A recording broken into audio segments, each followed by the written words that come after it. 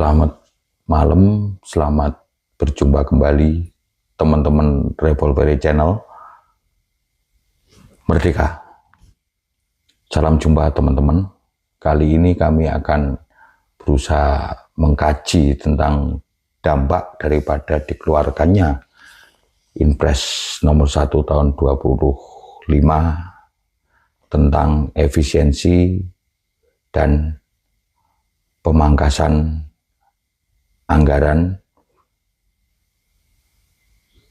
untuk sebuah program yang kami anggap itu adalah program yang konyol, teman-teman, yaitu pengalihan proyek-proyek yang telah tersusun dalam pembahasan dan penyusunan anggaran pada APBN 2025 kemudian dialihkan untuk program kampanye pemerintahan Prabowo Gibran berupa program makan bergizi gratis. Sebelum ini, marilah kita dengarkan ulasan dari beberapa tokoh, baik dari anggota DPR serta para pemerhati kebijakan publik, baik dari akademisi dan lain sebagainya. Marilah kita dengarkan lebih dahulu. Benarnya apa urgensinya kita membicarakan IKN sekarang ini? Karena nggak ada urusannya sama hidup rakyat ini. Hari-hari ini rakyat harus dipanggang matahari, stres untuk mencari satu tabung LPG 3 kg biar bisa masak dan bisa jual gorengan. Dan kita juga sedang was-was karena anggaran kementerian dan lembaga itu dipotong, ya totalnya itu sekitar 265 triliun. Yang artinya pasti akan berdampak terhadap ekonomi real kita. Itu sangat clear. Kemarin begitu diputuskan itu, pemangkasan itu, Dirjen Perhubungan Udara langsung berkirim surat ke dapil saya, di situ ada SDP, di situ ada para pengusaha kapal tol laut, itu langsung mangkas semua rute. Habis. Akhirnya orang pedalaman yang sudah susah mendapatkan sembako makin sengsara lagi.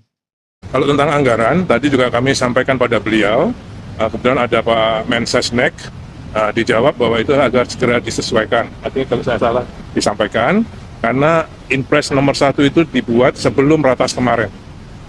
Ya, jadi Inpres nomor 1 tahun 2025 itu dibuat sebelum ratas IKN yang minggu 21 Januari.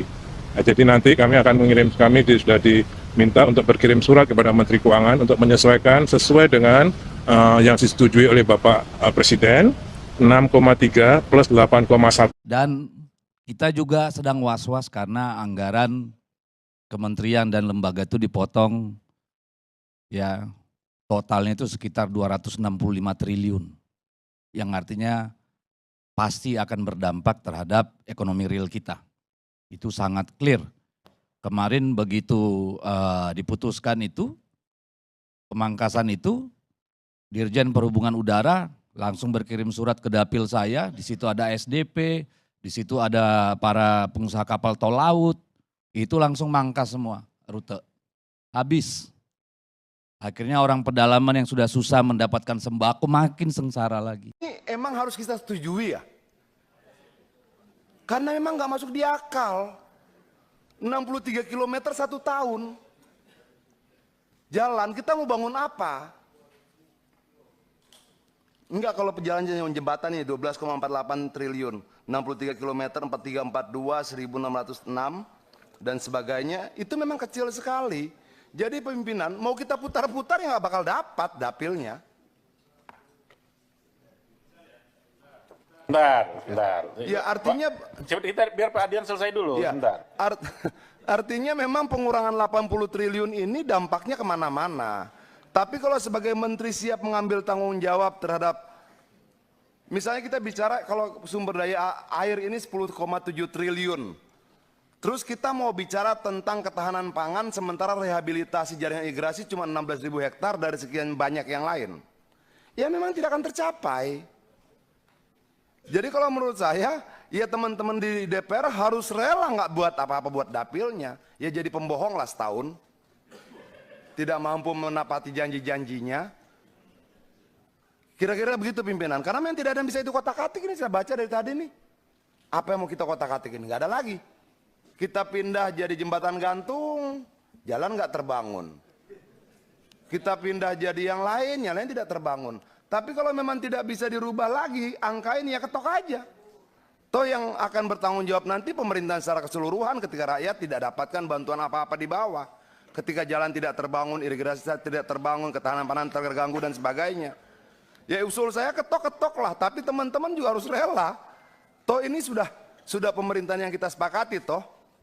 Apapun resikonya kita terima. Terima kasih. Itu program andalannya, saya memohon pada Presiden supaya direview dulu. Ya, karena di kota besar, terutama Jakarta, Surabaya, itu banyak orang tua tidak mau anaknya ikut program itu. Karena makanan di rumah lebih bergizi dan lebih enak.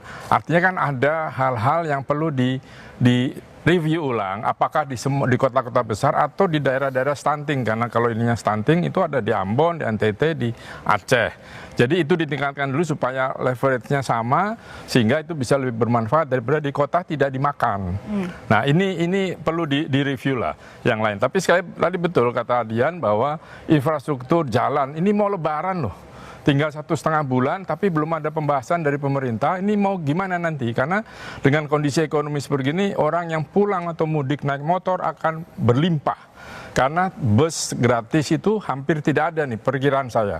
Karena itu dulu dibuat bus gratis supaya orang tidak naik motor. Nah kalau naik motor jalannya seperti tadi, kan innalillahi itu. Anggaran ini kalau menurut saya ya, ini harus cepat supaya bisa dieksekusi. Kalau semakin lama semakin molor, kasihan rakyat. Ya, kasihan ekonominya rakyat. kasihan. Jangan sampai rakyat lagi yang dikorbankan. Kepentingan publik harus tetap diutamakan. Nomor 1 di atas segala-galanya, termasuk program prioritas. Jelaslah bahwa tujuan daripada pemangkasan dan efisiensi tersebut ternyata dialihkan untuk program makan bergizi gratis. Ini adalah program yang menurut kami ada program yang sangat konyol, dan kalau lebih keras dan lebih tega kami menyebut adalah program yang asal bunyi dan belum tentulah kemudian akan berdampak pada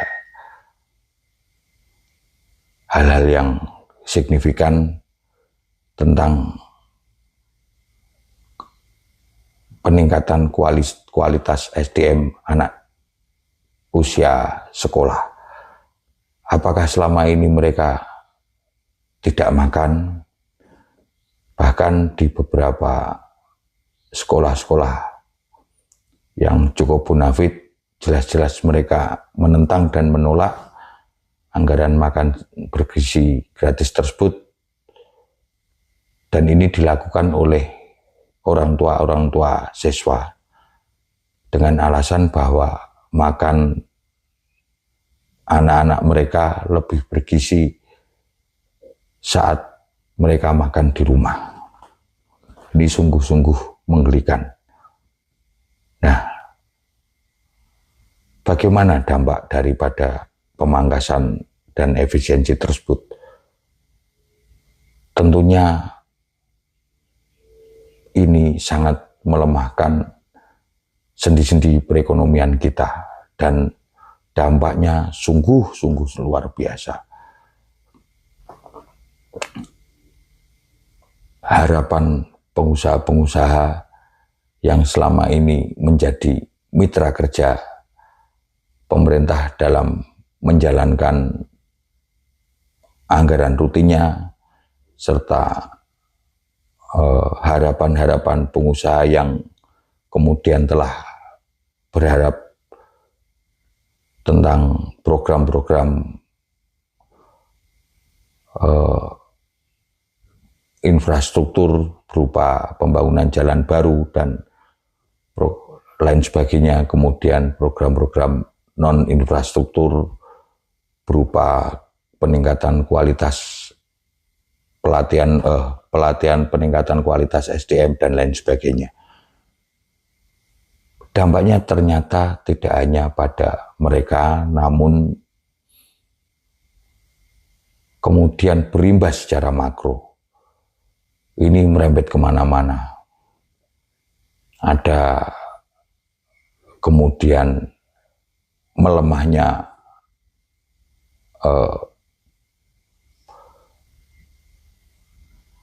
pajak, penerimaan pajak, kemudian berimbas kepada sektor pariwisata, pengusaha-pengusaha kuliner, dan lain sebagainya.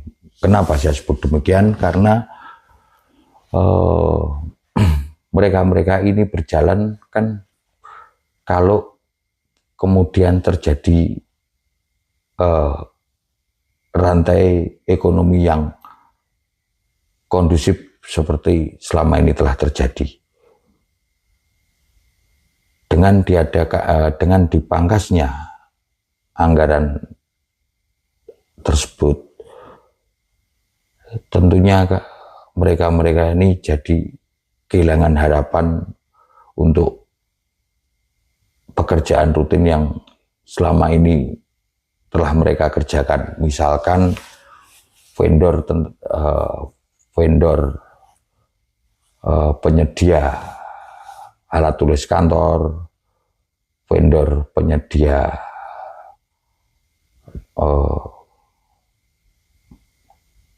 pekerjaan-pekerjaan rutin yang lain akan sangat berimbas dan kemudian merembet kemana-mana, yaitu tentang PHK dan kemudian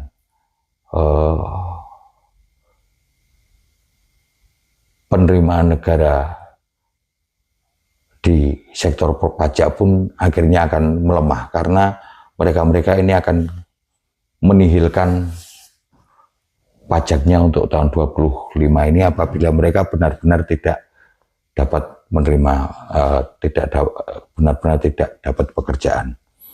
Kenapa demikian? Karena pemangkasan tersebut nilainya sangat luar biasa, yaitu sekitar 300 triliun. Dan ini dialihkan hanya untuk memenuhi janji kampanye Presiden Prabowo berupa makan bergizi gratis. Anehnya, program makan bergizi gratis ini di beberapa sekolah elit ternyata ditolak oleh orang tua siswa dengan alasan bahwa ternyata makan bergizi gratis di sekolah lebih bergizi, tak kala siswa-siswa tersebut makan dari rumah mereka masing-masing. Nah, kemudian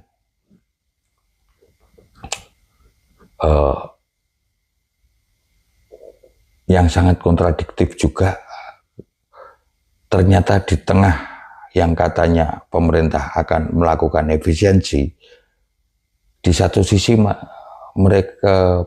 pemerintah ini malah menambah jumlah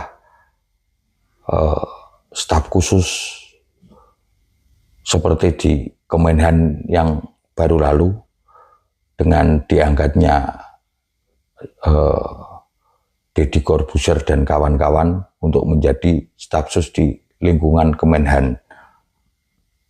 Berapa lagi anggaran pemerintah yang harus dikeluarkan untuk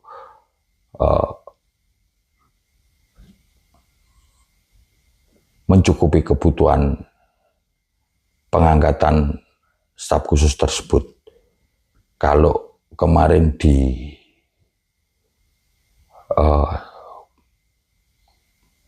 umumkan bahwa gaji mereka berada pada kisaran 30 juta. Kemudian apa sih manfaat yang negara peroleh dari pengangkatan staf-staf khusus tersebut. Di satu sisi, dengan adanya pemangkasan anggaran tersebut, banyak sekali pengusaha yang selama ini telah menjadi mitra kerja pemerintah telah kehilangan harapan. Mereka terancam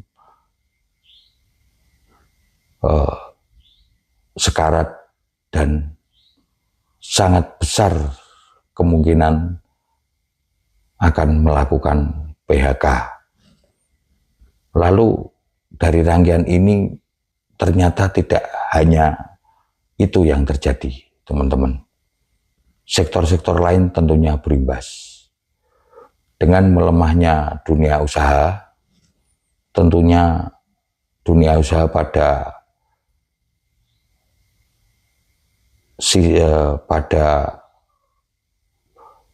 sisi yang selama ini menjadi mitra kerja pemerintah, tentunya merembet ke sektor-sektor usaha yang lain. Dengan melemahnya daya beli mereka, tentunya berimbas juga kepada sektor usaha pariwisata, sektor usaha kuliner, dan dengan adanya pemutusan hubungan kerja, kemudian banyak terjadi pengangguran. Dampak daripada PHK tersebut kemudian berimbas juga kepada pengusaha-pengusaha, mungkin juga kos-kosan dan lain sebagainya. Serta kemudian itu yang mitra kerja rutin, yang kemudian pengusaha-pengusaha yang telah berharap pada tender-tender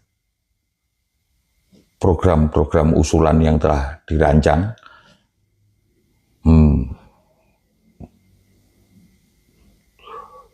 berimbasnya juga sangat besar. Dengan misalkan adanya pembangunan jalan baru di wilayah tertentu, tentunya di situ ada harapan perputaran perekonomian. Namun dengan dialihkan proyek tersebut, tentunya secara otomatis terjadi kemandekan perputaran ekonomi. Belum lagi dengan dipangkasnya anggaran pemeliharaan di Kementerian Pekerjaan Umum, bagaimana pengatasan pemeliharaan jalan yang menjadi sendi perekonomian utama di Republik ini. Dengan rusaknya jalan, tentunya waktu tempuh dan biaya yang dikeluarkan akan semakin tinggi. Nah, ini ternyata sangat besar sekali dampaknya. Di satu sisi, pemerintah pusat tidak konsekuen dalam melaksanakan impres tersebut. Misalkan saja yang baru lalu di Kementerian Pertahanan, kenapa sih harus diangkat staf khusus sekian banyak, yaitu Deddy Corbuzier dan teman-teman? Berapa maintenance daripada pengangkatan staf khusus tersebut? Lalu apa dampak keuntungan bagi negara, terutama pada Kemenhan, dengan diangkatnya staf-staf khusus tersebut? Nah, lalu kemudian jika memang pemerintah melakukan efisiensi dan pemangkasan anggaran, harusnya tidak dong dengan memangkas anggaran rutin berupa pemeliharaan dan lain sebagainya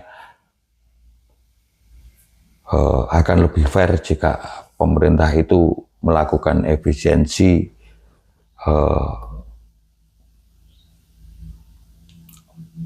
anggaran dengan mengkalkulasi ulang kenaikan gaji ASN guru dengan melakukan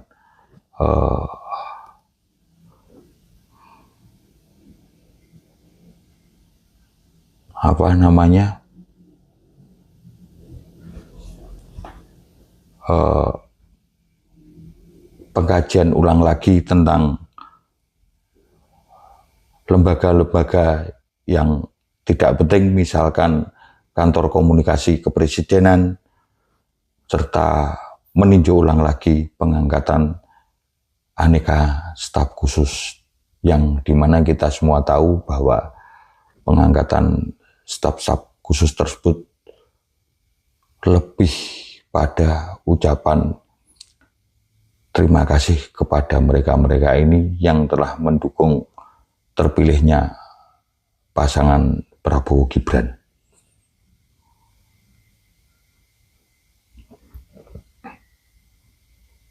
Dan satu hal lagi yang selama ini dan kemudian kami perkirakan akan berlangsung terus-menerus, yaitu beban pembangunan IKN. Ini menyita dan menyedot APBN yang sangat tinggi. Apakah secara keekonomian akan terjadi peningkatan yang signifikan dengan pengalokasian anggaran untuk pembangunan IKN yang kita semua tahu tidak bisa dalam sekejap mata diselesaikan? Terus terang aja, jujur, kami ini lebih rela jika pemangkasan anggaran tersebut yang konon senilai 300 triliun lebih itu dialokasikan untuk pembayaran pokok hutang, dan kemudian sumber pemangkasan tersebut berasal dari tunjangan kinerja pejabat negara, dan kemudian seperti kami sampaikan tadi, mengkaji ulang struktur organisasi pemerintahan yang ada. Ini tentunya akan menjadi lebih fair, teman-teman, daripada kemudian memangkas anggaran pemeliharaan rutin, anggaran program, dan lain sebagainya seperti yang terjadi saat ini. Dan kok alokasinya hanya untuk makan siang gratis itu loh. Dimana pelaksanaannya pun kami yakin tidak akan ada yang berani menjamin jika itu benar-benar dilaksanakan akan berdampak sangat efektif pada peningkatan kualitas SDM anak didik kita. Apakah mereka selama ini tuh tidak makan? Akui sajalah bahwa program-program makan siang gratis, kemudian 3 juta rumah gratis, itu adalah program-program yang sangat konyol, seperti pernah diungkapkan rekan kita Bung Adrian Napitupulu. Marilah kita, terutama pemerintah, mencoba mensikapi lagi kebijakan-kebijakannya dan mengkalkulasi lagi janji-janji kampanye yang telah menjadi skala prioritas pelaksanaan pemerintahan Prabowo Gibran kali ini. Mana-mana yang kemudian tidak masuk akal, akui saja dan mintalah maaf kepada seluruh rakyat Indonesia.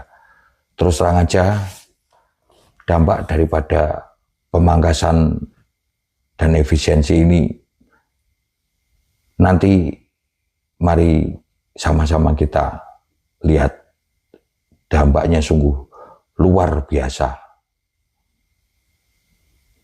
Jangan sampai nanti kemudian kita menjadi negara gagal dan peristiwa 98 akan terulang kembali. Dan yang menjadi pertanyaan, apakah hanya tahun 2025 terjadi pemangkasan dan efisiensi? Saya yakin tidak akan. Kenapa saya yakin tidak akan? Karena dengan mandeknya ekonomi akan berimbas pada penerimaan negara di sektor pajak. Sedangkan kita semua tahu bahwa APBN kita 70% lebih bertumbuh pada penerimaan di sektor pajak. Dan kemudian apabila jawabannya adalah akan menggenjot penerimaan negara bukan pajak, dapatkah dengan sekejap digenjot? Nah, ini juga ada kemudian pemikiran baru, lebih baik pemangkasan anggaran tersebut untuk men-switch percepatan sektor-sektor penerimaan negara bukan pajak, misalkan sektor pariwisata, sektor sumber daya mineral dan lain sebagainya. Marilah kita switch dengan anggaran itu. Jangan untuk men-switch program-program yang kami nilai sangat tidak rasional. Ini kajian dari kami, dari Revolver Channel, yang mungkin juga salah. Namun pada poinnya usulan kami yaitu haruslah pemangkasan tersebut digunakan untuk membayar pokok pinjaman atau untuk men-switch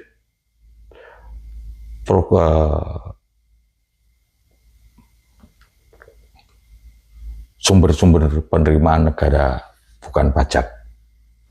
Dan kemudian dananya dari mana? Jangan pada pemangkasan anggaran-anggaran rutin, namun kemudian berasal dari tunjangan ASN serta merefleksi kembali struktur organisasi pemerintahan yang ada, diprivatisasi sajalah lebih tepatnya. Kaji ulang fungsi-fungsi staf khusus dan lembaga-lembaga yang sekiranya tidak bisa dan membuat tumbang tindih kebijakan, itu akan lebih fair dan lebih baik. Sehingga apabila demikian, rantai ekonomi masih tetap bisa berjalan. Pemeliharaan jalan masih tetap bisa dilaksanakan, kemudian mitra-mitra kerja pemerintah yang kemudian menjadi vendor-vendor dalam pengelolaan anggaran rutin masih bisa tersenyum. Dan yang lebih penting lagi, tidak terjadi pemutusan hubungan kerja yang apabila ini teruskan akan menjadi luar biasa dan bisa menjadi gelombang revolusi sosial. Sekian dari kami, Revolveri Channel Merdeka.